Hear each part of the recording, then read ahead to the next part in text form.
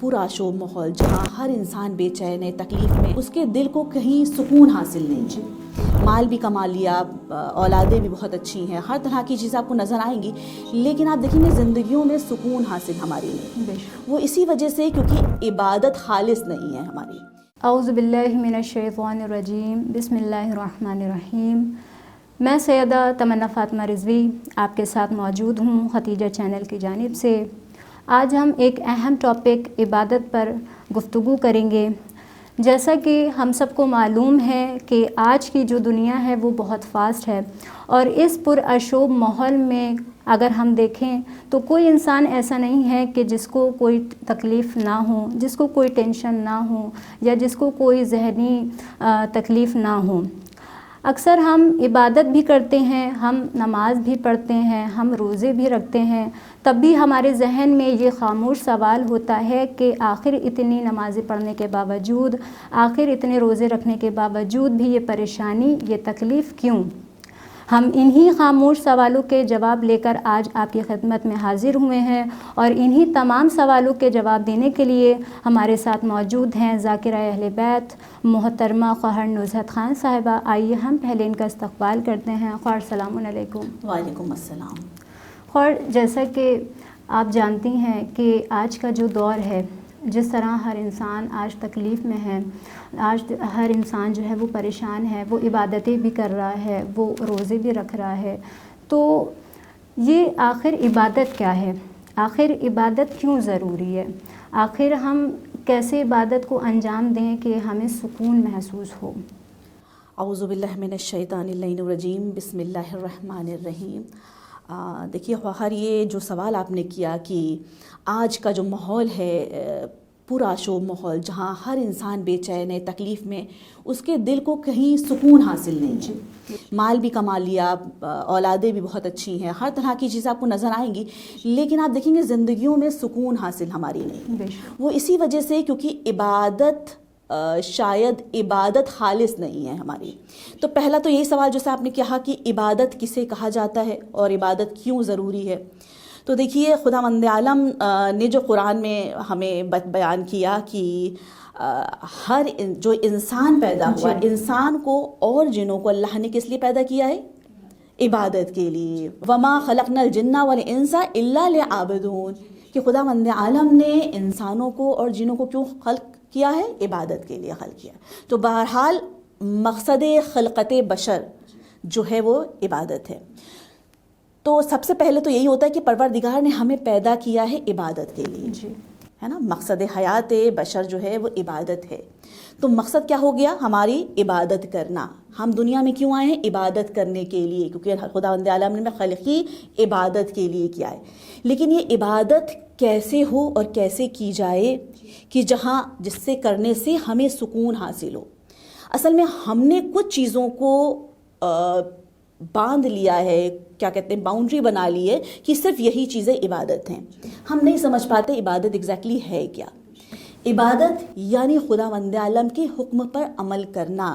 اگر ہم اتنی سی ڈیفینیشن سمجھ جائیں کہ عبادت کہتے کسے ہیں، عبادت یعنی خداوند عالم کے حکم کو تعمیل کرنا، یہی عبادت ہے۔ خداوند عالم ہم سے جو کہہ رہا ہے اس پر ہمیں عمل کرنا ہے۔ ہم نے سوچا ہے کہ صرف نماز عبادت ہے، ہم سمجھتے ہیں صرف روزہ عبادت ہے، ہم سمجھتے ہیں صرف حج اور زکوٰۃ اور خمس دینا عبادت ہے، لیکن عبادت کا مطلب خداوند عالم کے حکم پر عمل کرنا ہے۔ تو اس کا مطلب باؤنڈ نہیں ہے عبادت، وہ ہر عمل جو خداوند عالم کے حکم پر کیا جائے، اس کی خوشنودگی کے لیے کیا جائے، وہ پہلی بات عبادت کہلائے گی۔ تو عبادت کی ڈیفینیشن ہمیں سمجھ میں آ گئی کہ اللہ کے حکم پر عمل کرنا عبادت ہے۔ اس نے کچھ چیزیں واجبات میں سے رکھی ہیں، جس طرح سے آپ نے کہا، جیسے کہا کہ نماز پڑھ رہے ہیں، ہم روزہ رکھ رہے ہیں، لیکن اس کے باوجود بھی ہم سکون میں نہیں ہیں۔ تو یہ کس طرح کی نمازیں ہم ادا کر رہے ہیں، کس طرح کی عبادت ہم کر رہے ہیں کہ ہماری زندگیوں میں سکون حاصل نہیں ہے؟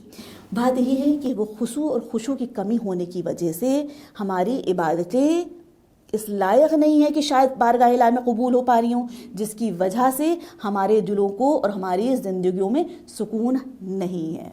تو انسان کو چاہیے کہ ایسی عبادتیں کرے، خداوند عالم کے حکم کو اس طرح بجا لائے جیسا وہ چاہتا ہے، چاہے وہ نماز روزہ ہو، چاہے کچھ اور عمل جو اس نے بیان کیے، جس طرح والدین کی اطاعت کرنا، والدین کے ساتھ نیک سلوک کرنا، اپنے اقربا کے ساتھ نیکی کرنا، یہ تمام چیزیں کیا ہے؟ عبادت کہلائیں گی۔ کیوں؟ کیونکہ خداوند عالم کے حکم پر کی جائیں گی۔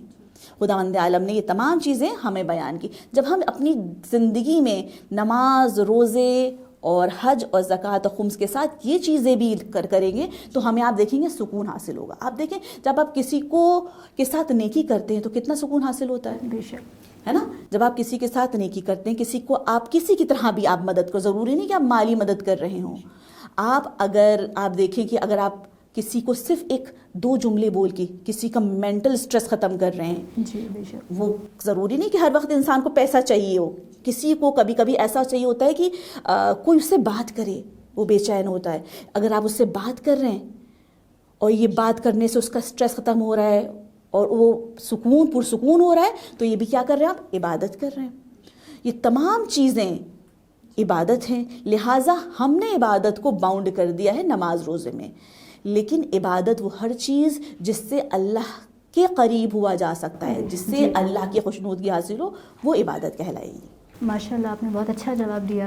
اور اسی سے ریلیٹڈ ہمارا دوسرا سوال ہے، تو ہم کیسے یہ ہمیں معلوم ہوں کہ جو ہماری عبادتیں ہیں، جو ہم اپنی عبادتیں کر رہے ہیں، تو وہ ہماری عبادت خدا کے نزدیک قبول ہو رہی ہے کہ نہیں ہو رہی ہے؟ دیکھیے، جو عبادت ہم کر رہے ہیں، جیسے نماز ہم پڑھ رہے ہیں یا کوئی اور کام کر رہے ہیں جو عبادت کہلائے، جسے والدین کے ساتھ نیکی کر رہے ہیں یا بھائی بہنوں کے ساتھ، یہ بھی میں نے بھی آپ سے کہا کہ یہ بھی عبادت ہے۔ لیکن ہاں، کیسے پتہ چلے کہ یہ جو عبادت ہم کر رہے ہیں وہ قبول ہو رہی ہے؟ تو دیکھیے، کبھی جب انسان نماز پڑھتا ہے، انسان کرتا ہے، تو نماز کیا کرتی ہے؟ وہ آپ کو برائیوں سے دور کرتی ہے۔ قرآن کی آیت ہے کہ نماز آپ کو برائیوں سے دور کرتی۔ جب انسان عبادت کر رہا ہے، اس لیے کہ خداوند عالم چاہتا ہے کہ اس کی نماز پڑھی جائے، اس کے حکم پہ 2 رکعت نماز پڑھی جائے صبح کی، لہٰذا اگر انسان یہ کام کر رہا ہے، دن کی ظہر کی اور عصر کی اور مغرب عشاء کی نمازوں کو بخوبی انجام دے رہا ہے، اور اس کو یہ احساس کرنا ہے یا یہ سمجھنا ہے کہ کیا ہماری عبادت قبول ہو رہی ہے، تو وہ کیسے سمجھے گا؟ دیکھیے، ایک تو چیزوں میں بدلاؤ آنا چاہیے، ہے نا؟ اگر انسان میں ان نمازوں کو میں نے بھی جیسے کہا کہ اللہ نے کہا کہ وہ برائیوں سے دور ہونے لگتا ہے۔ جو انسان نماز پڑھ رہا ہے، جو نیکیاں کر رہا ہے، جو عبادت کر رہا ہے، تو اس کی نیکی میں بہتر اور بہتر طریقے سے اسے نیکی کرنے آنا چاہیے۔ یعنی جب نماز پڑھ رہا ہے تو نماز اور بہتر ہو جانا چاہیے۔ اگر والدین کے ساتھ نیکی کر رہا ہے تو اور بہتر طریقے سے نیکی کرنے لگے، احسان کرنے لگے، اور وہ اور بہترین کام، یعنی برائیوں سے دور ہونے لگے اور نیکی کی طرف قریب ہوتا چلا جائے، تو اسے سمجھ میں آنا چاہیے نہیں، میری عبادت قبول ہو رہی ہے۔ جیسے کہ اکثر کہا گیا، سوال ہوا کہ کیسے پتہ چلے کہ میری نماز قبول ہو رہی ہے؟ عبادت میں تو بھی مجموعہ آپ کو بتائی ہوں کہ مجموعہ ہے عبادت، یعنی ہر چیز۔ لیکن اگر خالی نماز کے لیے اگر میں کہوں کہ کیسے پتہ چلے کہ میری نماز قبول ہو رہی ہے، تو دیکھیے کہ جیسے ہی اذان ہو، آپ تمام کام چھوڑ کر نماز کے لیے کھڑی ہو رہی کہ نہیں؟ تو اس کا مطلب اگر آپ میں بے چینی ہو رہی ہے کہ اذان ہو رہی ہے اور وہ ہر کام آپ چھوڑ کر اپنے خدا کی طرف دوڑیں، نماز کی طرف دوڑیں کہ مجھے کسی طرح بھی نماز کو ادا کرنا ہے، اول وقت ادا کرنا ہے۔ کیوں؟ کیونکہ ادھر سے آواز آ گئی ہے، حی علی الصلاۃ کی آواز آ چکی ہے، تو میں بھی تیزی کروں، کہاں؟ اپنے رب کی بارگاہ میں جانے میں۔ انسان جتنی جلدی تیزی کرے گا اور یہ انداز اس کا ہر نماز میں رہے گا، تو سمجھ لو اس کی نماز قبول ہو رہی ہے۔ وہ اپنے اللہ کی بارگاہ میں حاضر ہونے کے لیے بے چین ہونے لگتا ہے۔ تو اس کا مطلب کیا پتہ چلا ہمیں؟ کہ ہماری یہ نماز قبول ہو رہی ہے۔ ایک صرف یہ کہ میں نے نماز کے دیا، اسی طرح کوئی بھی نیکی کرنے کے بعد اس کو اچھا لگے۔ جب انسان کسی کو کھانا کھلاتا ہے، دیکھیے یہ عبادت ہے، کیونکہ خداوند عالم رازق وہ پسند کرتا ہے کہ انسان دوسرے انسان کو کھلائے، کھانا کھلائے، اس کے پیٹ بھرے۔ تو جب آپ کسی کو کھانا کھلاتے ہیں تو کتنا آپ کو خوشی ہوتی ہے جب اس کا پیٹ بھرتا ہے، اس کے چہرے پہ خوشی دیکھ کے۔ کیونکہ دیکھیے ایک چیز، ایک حدیث بھی ہے معصومین سے کہ کھانا انسان کی غذا ہے، مطلب اس کے اپنی پیٹ کی غذا ہے اس کی، لیکن جو وہ کسی کو کھلاتا ہے تو یہ اس کی روح کی غذا ہوتی ہے، یعنی یہ اس کی روح سیٹسفائی ہوتی ہے کسی کو کھلانے سے۔ اگر آپ کی روح سیٹسفائی ہو رہی کسی کے ساتھ نیکی کرنے سے، کسی کو کھانا کھلانے سے، کسی طرح سے بھی نیک عمل کرنے میں، اگر آپ کی روح میں ارتقاء آ رہا ہے، آپ کی روح سیٹسفائی ہو رہی، تو اس کا مطلب کیا ہے کہ وہ عبادت آپ کی قبول ہو رہی ہے۔ ماشاءاللہ، بہت ہی بہترین جواب۔ ہمارا اگلا سوال یہ ہے کہ اکثر ہم جلدی جلدی نماز پڑھ لیتے ہیں، تو کیا ایسی عبادتیں جو جلدی جلدی ادا کی جائیں، یعنی قرآن ہے، نماز ہے، اور تسبیح اکثر ہم لوگ جلدی جلدی پڑھ لیتے ہیں نماز وغیرہ، تو کیا ایسی عبادتیں جو ہیں وہ خدا کے نزدیک قبول ہیں کہ نہیں ہیں؟ دیکھیے، جو انسان تیزی سے نماز پڑھے یا تیزی سے قرآن کی تلاوت کرے، ہم یہ تو نہیں کہہ سکتے کہ اس نے عبادت نہیں کی، کیونکہ اس نے اللہ کے حکم تو عمل کیا ہی ہے کہ خدا کہتا ہے کہ صبح کی 2 رکعت نماز پڑھو، تو اس نے نماز تو پڑھی ہے، تو ہم یہ تو نہیں کہہ سکتے کہ اس کی عبادت بیکار ہے یا خراب ہے، کیونکہ اس نے اللہ کے حکم پہ عمل کر لیا، یہ اس کی عبادت ہے۔ لیکن بظاہر کوئی بھی کام جب ہم خضوع اور خشوع کے ساتھ کریں تو وہ قبولیت کا درجہ حاصل کر لیتا ہے۔ آپ کھانا ہی کھانا دیکھیں، آپ تیزی سے کھانا کھائیں تو کیا فرق ہوتا ہے، اور اطمینان سے کھانا کھانے پہ آپ کی باڈی کس طرح ریئیکٹ کرتی ہے، تمام چیزیں ہیں۔ اسی طرح نماز بھی ہے، انسان جب نماز ادا تو اس نے کر دی، دیکھیے ایک تو یہ بھی چیز آتی ہے کہ کس نیت سے کر رہا ہے، ہو سکتا ہے اس کے پاس وقت کم ہو، اس وجہ سے اس نے تیزی سے ادا کی، وہ کہیں سفر میں تھا یا اب جہاں پہنچا ہے اس وجہ سے اس کو تیزی کرنی پڑ رہی ہے کہ اب اس کے پاس وقت کم ہے اور وہ تیزی سے نمازوں کو ادا کر رہا ہے، لیکن اس کی نیت کیا ہے؟ نیت اس کی اسی طرح ہے کہ وہ اپنے پروردگار کی بارگاہ میں حاضر ہو رہا ہے اور اس سے گفتگو کر رہا ہے نماز میں، تو بہرحال نیت کا بھی فرق ہوتا ہے کہ کس طرح کی نیت ہے۔ دوسرا یہ خضوع اور خشوع کے ساتھ ادا کر رہا ہے، وہ چاہے تیزی سے کرے چاہے، ہاں ارکان نماز صحیح ہونے چاہیے، یہ بھی صحیح ہوا ہے کہ آپ جو ارکان ادا کر رہے ہیں نماز میں وہ صحیح ہونے چاہیے۔ یہ تو ایک طرح سے شرعی مسئلہ ہے کہ نیت اچھی ہو، آپ کا ارکان صحیح ہو تو آپ کی نماز اگر تیزی سے پڑھ رہے ہیں تو ٹھیک ہے، لیکن ہاں کوئی بھی چیز اگر تیزی سے کی جائے تو اس میں خضوع و خشوع جلدی شامل نہیں ہو سکتا۔ چاہیے انسان کو کہ اگر وہ چاہتا ہے کہ اس کی نماز قابل قبول ہو تو چاہے کہ کیونکہ نماز ایک عبادت ہے اور نماز ایک بہترین عبادت، اللہ کو بہت پسند ہے یہ عبادت، تو چاہے کہ اس میں وقت لے، وقت لگائے۔ حتیٰ آپ نے دیکھا ہے کہ معصومین کو کس طرح نمازوں کو ادا کرتے تھے، تمام معصومین کو آپ نے دیکھا ہے، سید سجاد کو آپ نے سنا ہے، 7ویں امام کے بارے میں سنا ہے، 8ویں امام کے بارے میں سنا ہے کہ جب صبح کی نماز کے لیے سجدے میں سر رکھتے تھے تو پھر ظہر کے وقت اٹھاتے تھے، ظہر کے میں رکھتے تھے تو عصر کے وقت، اس طرح کے آپ نے یہ کیا ہے، یہ عبادت میں کیونکہ لذت آ رہی ہے، عبادت میں اچھا لگ رہا ہے اپنے رب کے سامنے، اس کے روبرو ہونا، اس سے گفتگو کرنا، لہٰذا وقت لیا جا رہا ہے جتنا زیادہ۔ تو جب انسان نماز پڑھتا ہے تو اگر یہ احساس اس کو ہو کہ میں اپنے رب کے سامنے ہوں اور اس سے گفتگو کر رہا ہوں اور اس میں اگر اسے لذت آنے لگے گی تو وہ کبھی تیزی نہیں کرے گا۔ لہٰذا نماز ہو یا کوئی اور بھی عبادت ہو، تو چاہے وہ تسبیح ہو، چاہے، کیونکہ اکثر ہم تسبیح جب پڑھتے ہیں تو آپ دیکھیں جملے صحیح ہمارے زبان سے ادا نہیں ہو پاتے، جو لفظ ہمارے منہ سے نکلنے چاہیے وہ اکثر نہیں لفظ صحیح نکلتے، تو اگر اطمینان سے پڑھا جائے اور اس طرح پڑھا جائے کہ تسبیح کو یا قرآن کو، قرآن کے لیے بھی ہے کہ اس کو اچھے طریقے سے انجام دو، یعنی قرآن پڑھو لیکن بہترین طریقے سے اس کو قرأت کری جائے، اس کو اچھے انداز میں پڑھا جائے، تیزی سے پڑھ کے نہ نکل جائے۔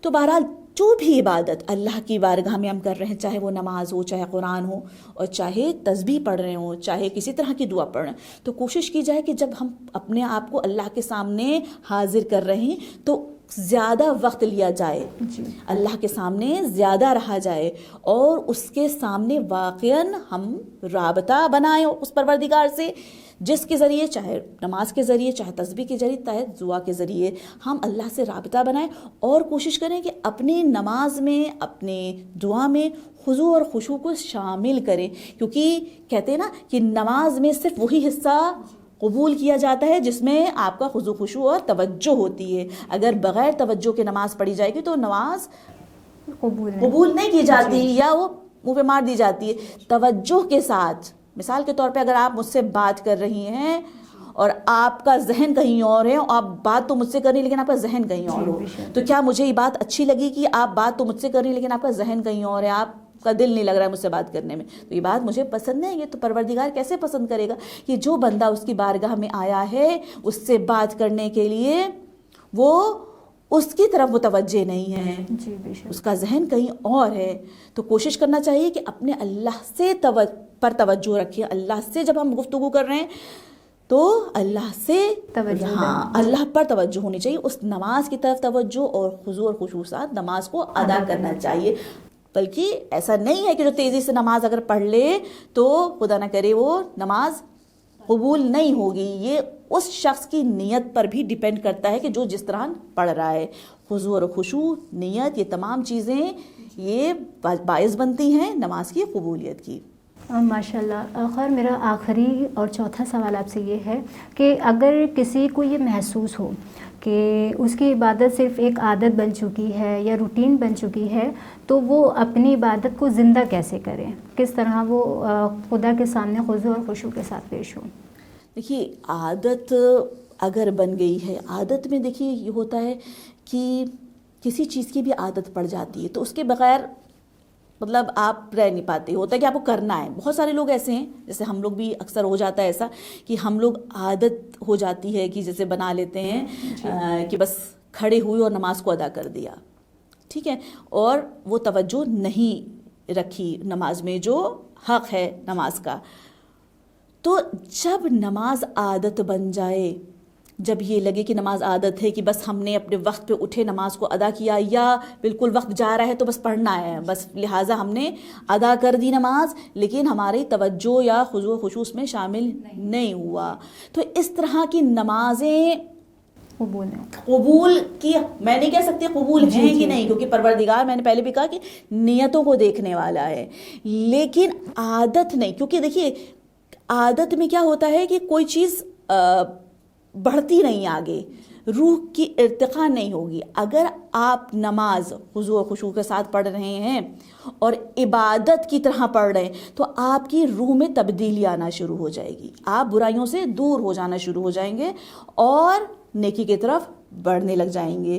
تو یہ اگر نہیں ہو رہا ہے تو آپ سمجھ لیجئے کہ آپ کی نماز یا آپ کی عبادت نہیں رہی، ایک عادت بن گئی ہے، کیونکہ انسان میں چینج نہیں آ رہا ہے۔ وہ نماز تو پڑھ رہا ہے لیکن اس کے باوجود وہ لوگوں کی غیبت کرتا ہے، اب وہ نماز تو پڑھ رہا ہے لیکن اس کے باوجود وہ لوگوں کے ساتھ برائی کرتا ہے، نیک عمل نہیں کرتا، کوئی کسی کے ساتھ والدین کے ساتھ نیک عمل نہیں کرتا، یا جو بھی برائیاں اس میں ہیں وہ ان سے باہر نہیں آ پا رہا ہے۔ ایسا ہو نہیں سکتا کہ جو اللہ کی عبادت کرتا ہو، نمازی ہو، وہ برائیوں کی طرف چلا جائے۔ یہ صرف آپ کی سمجھیے، اگر کوئی انسان یہ لگتا ہے کہ ہم بہت نماز پڑھتے ہیں لیکن والدین کے ساتھ اس کا اچھا سلوک نہیں ہے، اپنے پڑوسیوں کے ساتھ اس کا اچھا سلوک نہیں ہے، اپنے رشتہ داروں کے ساتھ اچھا اس کا سلوک نہیں ہے، حتیٰ جو اس کے پاس اپنے کوئی سوال لے کے آتے ہیں ان کے ساتھ اس کا اچھا سلوک نہیں ہے، نہیں دیتا، اس کی مدد نہیں کرتا، اس طرح کے لوگ جو ہوتے ہیں انہیں سمجھنا چاہیے کہ اگر یہ چیزیں ہو رہی ہیں میری زندگی میں تو ہماری نمازیں قبول نہیں ہو رہی ہیں۔ کیوں؟ کیونکہ ہم نماز پڑھ ہی نہیں رہے، یہ صرف کیا ہے، ہماری ٹھوکریں ہیں، کہتے ہیں نا سر کی ٹھوکریں ہیں، جو سجدے نہیں ہیں یہ، کیونکہ انسان جب سجدہ اللہ کی بارگاہ میں رکھتا ہے، سجدہ پہ اپنا سر کو رکھتا ہے، تو اس کا مطلب کیا ہوتا ہے کہ پروردگار سے کہہ رہا ہے کہ پروردگار تو رب العالمین ہے، ہم تیرے بندے، یعنی اپنے ناتوان ہونے کا احساس اس کو ہے اور وہ اقرار کر رہا ہے اپنی ذات سے کہ پروردگار تو سب سے بڑا ہے اور میں سب سے کمزور، تیرے رحم و کرم پر ہمیں۔ تو جب انسان یہ سوچتا ہے تو پھر اس کی عبادت بن جاتی، تب اس کی نماز کہلائے گی۔ اگر یہ چینجز نہیں آ رہے ہیں، وہ لوگوں کے ساتھ بہترین سلوک نہیں کر پا رہا ہے، تو پھر اس کا مطلب کیا ہے کہ وہ عادت ہے اس کی نماز پڑھنا، عبادت نہیں ہے، کیونکہ عبادت کرنے والا، نماز پڑھنے والا ممکن ہی نہیں کہ اللہ کے بندوں کے ساتھ بدسلوکی کرے، پروردگار کے جو بندے ہیں ان کے ساتھ برا سلوک کرے۔ لہٰذا انسان کو سمجھنا چاہیے کہ اگر اس میں چینج، اس کا اخلاق، اس کی زبان، اس کی بیہیویئر میں چینج اگر آ رہا ہے تو اس کو سمجھنا چاہیے کہ اس کی نمازیں قبول ہو رہی ہیں اور اس کی عبادت ہے، عادت نہیں ہے. اور جس میں چینجز نہیں آ رہے ہیں تو ان کی عبادت نہیں بلکہ عادت کہلائے گی. سبحان اللہ. یقیناً آج کی اس گفتگو کے بعد ہمیں اپنے اندر جو ہے جھانکنے کا موقع ملے گا. میں خدا سے دعا کرتی ہوں کہ پروردگار عالم ہماری ان عبادتوں کو صرف روٹین نہ بنائیں بلکہ وہ بہترین عبادت بنائیں جس کے ذریعے ہم اپنے آپ میں تبدیلی لا سکیں. اور میں آخر میں اپنے خواہر کا شکریہ ادا کرتی ہوں کہ انہوں نے بہت بہترین طریقے سے ہمارے سامنے جوابات پیش کیے.